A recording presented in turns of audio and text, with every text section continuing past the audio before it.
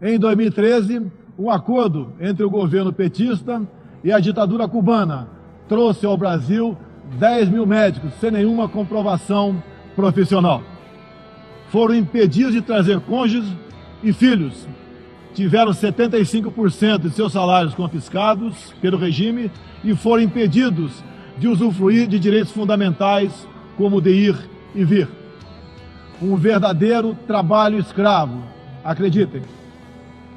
Respaldado por entidades de direitos humanos do Brasil e da ONU. Antes mesmo de eu assumir o governo, quase 90% deles deixaram o Brasil, por ação unilateral do regime cubano. Os que decidiram ficar se submeterão à qualificação médica para exercer sua profissão. Deste modo, nosso país deixou de contribuir com a ditadura cubana, não mais enviando para Havana 300 milhões de dólares todos os anos. A história nos mostra que já nos anos 60, agentes cubanos foram enviados a diversos países para colaborar com a implementação de ditadura. Há poucas décadas, tentaram mudar o regime brasileiro e de outros países da América Latina. Foram derrotados. Civis e militares brasileiros foram mortos e outros tantos tiveram suas reputações destruídas, mas vencemos aquela guerra e resguardamos nossa liberdade. Na Venezuela, esses agentes do regime cubano, levados por Hugo Chávez, também chegaram e hoje são aproximadamente 60 mil que controlam e interferem em todas as áreas da sociedade local, principalmente na inteligência e na defesa. A Venezuela, outrora um país pujante e democrático, hoje experimenta a crueldade do socialismo. O socialismo está dando certo na Venezuela. Todos estão pobres e sem liberdade. O Brasil também sente os impactos da ditadura venezuelana.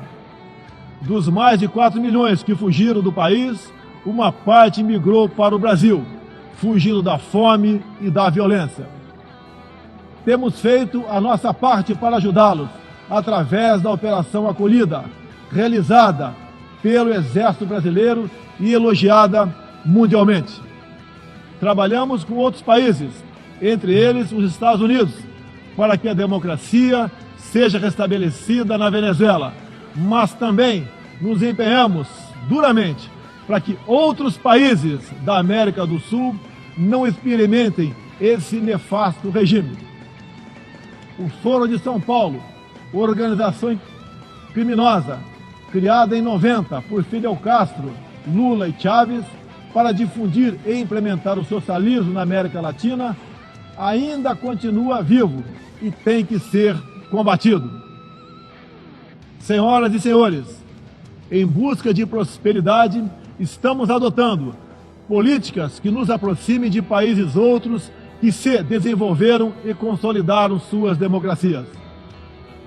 Não pode haver liberdade política sem que haja também liberdade econômica.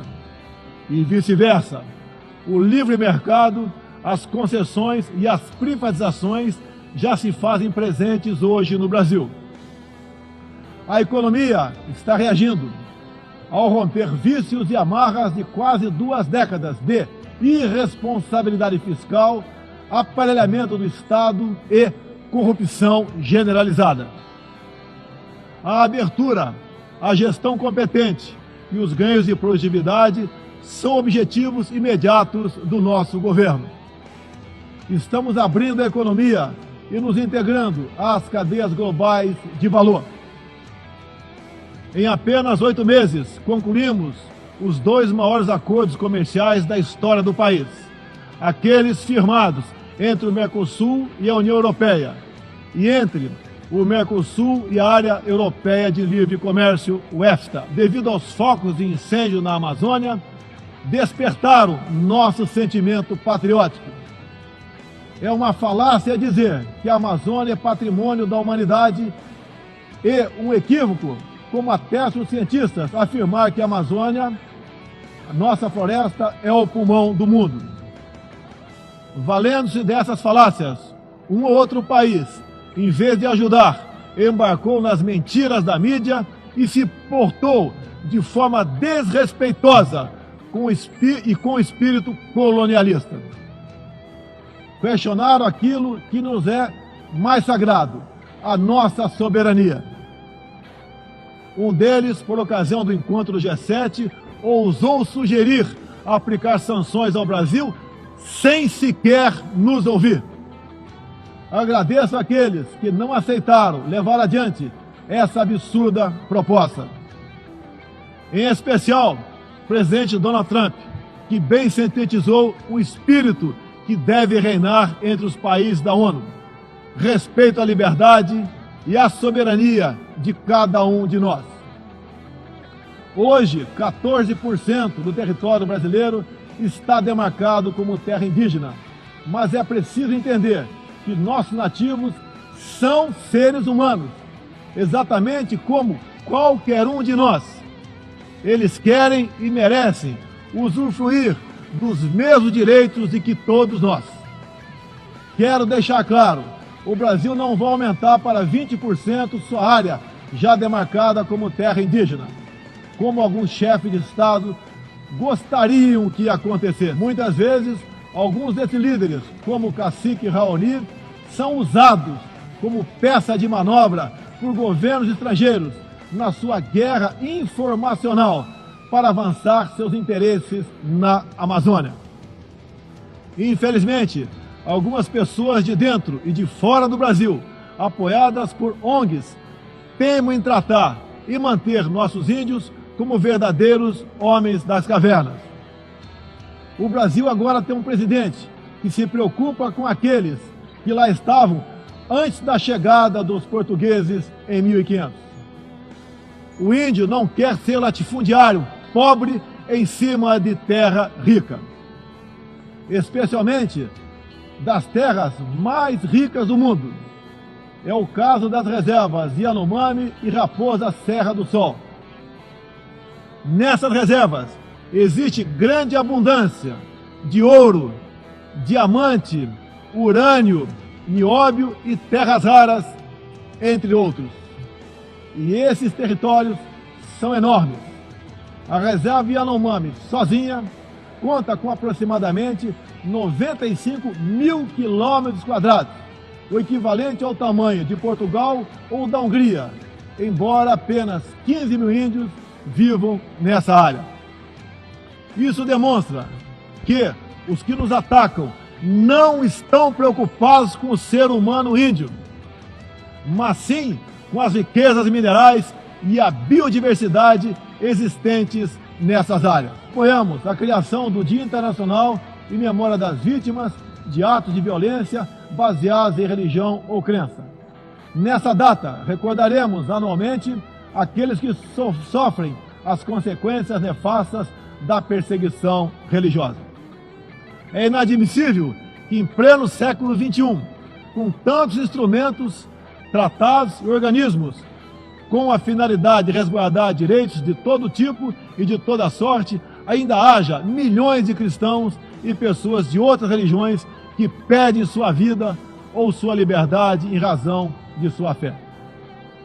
A devoção do Brasil à causa da paz se comprova pelo sólido histórico de contribuições para as missões da ONU. Há 70 anos, o Brasil tem dado contribuição efetiva para as operações de manutenção da paz das Nações Unidas. Apoiamos todos os esforços para que essas missões se tornem mais efetivas e tragam benefícios reais e concretos para os países que as recebem. Durante as últimas décadas, nos deixamos seduzir, sem perceber, por sistemas ideológicos de pensamento que não buscavam a verdade, mas o poder absoluto. A ideologia se instalou no terreno da cultura, da educação e da mídia, dominando meios de comunicação, universidades e escolas.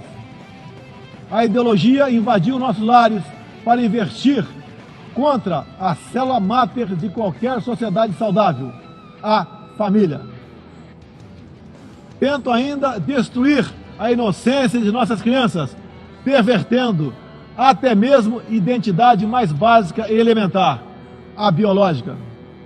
O politicamente correto passou a dominar o debate público para expulsar a racionalidade e substituí-la pela manipulação, pela repetição de clichês e pelas palavras de ordem.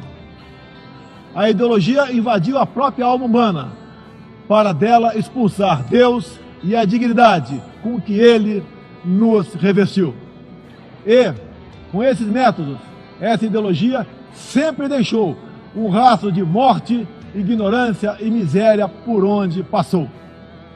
Sou prova viva disso. Fui covardemente esfaqueado por um militante de esquerda e só sobrevivi por um milagre de Deus. Mais uma vez, agradeço a Deus pela minha vida. A ONU pode ajudar a derrotar o ambiente materialista e ideológico que compromete alguns princípios básicos da dignidade humana. Essa organização foi criada para promover a paz entre nações soberanas e o progresso social com liberdade, conforme o preâmbulo de sua carta.